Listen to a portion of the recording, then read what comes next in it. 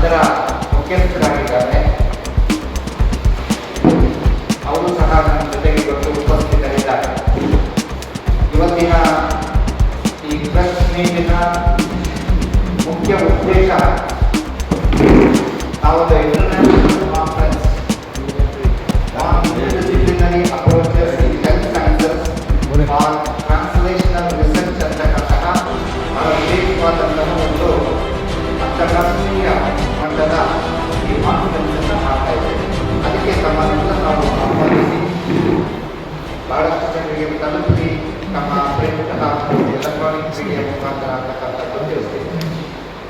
ಆದಿಚುಂಚನಗಿರಿ ಮಹಾ ಸಂಸ್ಥಾನ ಮಠ ತಮಗೆಲ್ಲರಿಗೂ ಗೊತ್ತಿದೆ, ಸುಮಾರು 1800 ವರ್ಷಕ್ಕಿಂತ ಹೆಚ್ಚು ಇತಿಹಾಸ ಉಳಿದಿರತಕ್ಕಂತಹ ಒಂದು ಆಧ್ಯಾತ್ಮಿಕ ಪರಂಪರೆಯ ಮಹಾಸಂಸ್ಥಾನ ಮಠ.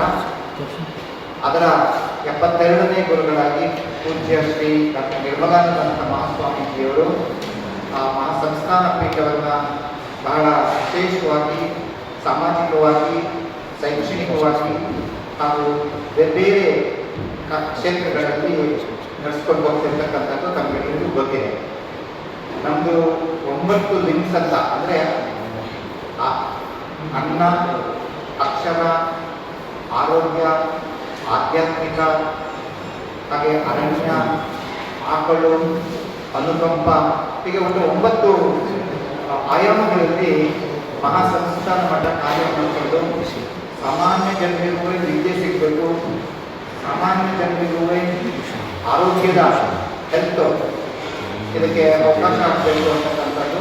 ಹಾಗೆ ಎನ್ವೈರನ್ಮೆಂಟಲ್ಲಿ ಇರ್ಬೋದು, ಹಸಿದವರಿಗೆ ಪ್ರೊಫೆಸರ್ ಶಿನ್ ಇಚಿರು ಕಸೆರು ನಿಶಿಮುರ ಜಪಾನ್ನಿಂದ ಪ್ರೊಫೆಸರ್, ಇವರಿಗೆ ಬಹುಶಃ ನೊಬೆಲ್ ಪ್ರೈಸ್ ಸಿಗುವಂತಹ ಅಂತಹ ಇವರು ಕಂಪ್ಲೀಟ್ ಮಾಡುವಂಥ ವ್ಯಕ್ತಿ ನಮ್ಮಲ್ಲಿ ಬರ್ತಿದ್ದಾರೆ. ಅವ್ರ ಜೊತೆಗೆ ಅನೇಕ ಪ್ರೊಫೆಸರ್ಸ್ ಬರ್ತಿದ್ದಾರೆ.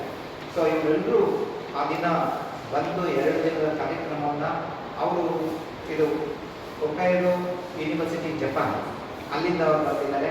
ಹಾಗೆ ನಮ್ಮ ಕುಲಪತಿಗಳು ಮತ್ತು ಕುಲ ಸಚಿವರು, ಇತರೆ ಎಲ್ಲ ಪ್ರೊಫೆಸರ್ಸು, ಪ್ರಿನ್ಸಿಪಾಲ್ ಇದ್ದಾರೆ. ಇದು ವಿಶ್ವವಿದ್ಯಾಲಯದಲ್ಲಿ ಇಂಥ ಕಾರ್ಯಕ್ರಮವನ್ನು ಅದರ ಒಂದು ಅಂಗಸಂಸ್ಥೆಯಾಗಿ ಈ ರೀತಿ ಇದನ್ನು ಮಾಡಿಕೊಟ್ಟಿದ್ದೇವೆ. ಅಂತಾರಾಷ್ಟ್ರೀಯ ಸಮ್ಮೇಳನವನ್ನು ತಾವೆಲ್ಲರೂ ಹೆಚ್ಚು ಪ್ರಚಾರವನ್ನು ಕೊಟ್ಟು ಬೇರೆಯವರಿಗೆ ಇಂತಹ ಇನ್ಸ್ಟಿಟ್ಯೂಟ್ ಹೆಚ್ಚು ಪ್ರಚಾರ ಕೊಡಿ ಅಂತ ಹೇಳ್ತಾ ನಮ್ಮ ಏನು ಡೈರೆಕ್ಟರ್ AIMM ಅವರು ಇದ್ರ ಬಗ್ಗೆ ಇನ್ನೂ ಹೆಚ್ಚು ಮಾಹಿತಿ ಕೊಡ್ತಾರೆ. ಅವರು ಜಪಾನ್ನಲ್ಲಿ ಅಲ್ಲೇ ರಿಸರ್ಚ್ ಮಾಡಿ ನಮ್ಮ ಅಧಿಷ್ಠಾನದ ನಮಗೆಲ್ಲ ಇದ್ದಾರೆ, ಎಲ್ಲರೂ ಆಲ್ಮೋಸ್ಟ್ ಟೆಕ್ನಿಕಲ್ ಎಲ್ಲರೂ ಮಾಡ್ತಾರೆ. ಸೊ ಮುಖ್ಯವಾಗಿ ಈ ಕಾನ್ಫರೆನ್ಸಲ್ಲಿ ಜಪಾನಿಂದ 4 ಜನ ಸ್ಪೀಕರ್ಸ್ ಬರ್ತಾ ಇದ್ದಾರೆ. ಇಥಿಯೋಪಿಯಾ ಅಡಿಸ್ ಅಬಾಬಾ ಯೂನಿವರ್ಸಿಟಿ ಅಂತ ಇದೆ, ಇಥಿಯೋಪಿಯಾದಿಂದ ಸ್ಪೀಕರ್ ಬರ್ತಾರೆ. ಸಿಂಗಾಪುರ್ ನ್ಯಾಷನಲ್ ಸಿಂಗಾಪುರಿಂದ ಬರ್ತಾ ಇದ್ದಾರೆ. ಸೊ ಹಾಗಾಗಿ ಆಮೇಲೆ ಇದ್ರ ಜೊತೆಗೆ ಇಂಟರ್ನಲ್ ಸ್ಪೀಕರ್ಸ್ ಕೂಡ ಹೈ ಲೆವೆಲ್ ಅಂದರೆ ಸೆಂಟ್ರಲ್ ರಿಸರ್ಚ್ ಇನ್ಸ್ಟಿಟ್ಯೂಟ್ಸ್ RCT ಅಂತ ಇದೆ ಫರೀದಾಬಾದಲ್ಲಿ, ಅಲ್ಲಿಂದ ಸ್ಪೀಕರ್ಸ್ ಬರ್ತಾರೆ. IISc ಸ್ಪೀಕರ್ಸ್ಗಳು ಬರ್ತಾರೆ. ಇದು ಒಂದು ಇಂಟರ್ನ್ಯಾಷನಲ್ ಮತ್ತು ನ್ಯಾಷನಲ್ ಟಾಪ್ ಲೆವೆಲ್ ಸೈಂಟಿಸ್ಟ್ನ ಒಂದು ಮಿಶ್ರಣ.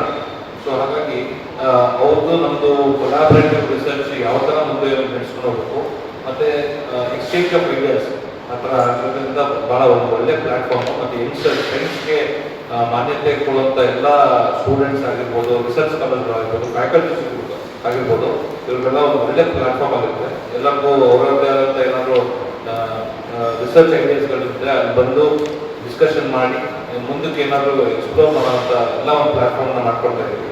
ಸೊ ಹಾಗಾಗಿ ಬೇರೆ ಏನಾದರೂ ಕೇಳೋದಕ್ಕೆ ಸರ್, ಈಗ ಇದು ಇಂಟರ್ ಡಿಸಿಪ್ಲಿನ್ ಈಗ ನಮ್ಮ ಈ ಲಿಸ್ಟ್ ಆಫ್ ಸೈಂಟಿಸ್ಟ್ಲಿ ಮೆಡಿಕಲ್ ಡಾಕ್ಟರ್ಸ್ನ ಹಾಕೊಂಡಿದ್ದೀವಿ.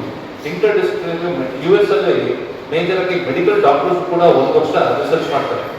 ಬಟ್ ನಮ್ಮಲ್ಲಿ ಮೆಡಿಕಲ್ MBBS ಮಾಡ್ಬೇಕಾದ್ರೆ ಇವುಗಳು ರಿಸರ್ಚ್ ಮಾಡಲ್ಲ. ಇಂಟರ್ ಡಿಸಿಪ್ಲಿನ್ ಮೆಡಿಕಲ್ ಡಾಕ್ಟರ್ಸ್ ಕೂಡ ರಿಸರ್ಚ್ ಜೊತೆ ಕೊಲಾಬ್ರೇಷನ್ ಆಗಿ ವರ್ಕ್ ಮಾಡುವಾಗ ನಿಮ್ಗೆ ಇನ್ನೂ ಹೆಚ್ಚಿನ ಮಾಹಿತಿ ರಿಸರ್ಚ್ ಮಾಡಕ್ಕೆ ಸಿಗ್ತದೆ. ಇದು ಇಂಟರ್ ಡಿಸಿಪ್ಲಿನರಿ ಅಂತ ನಾವು ಹೇಳ್ತೀವಿ. ಸೊ ಈ ಥರ ಮಾಡುವಾಗ ಹೆಚ್ಚಿಗೆ ನಾಲೆಜು ಸಿಗುತ್ತೆ. ಆಮೇಲೆ ನಮಗೆ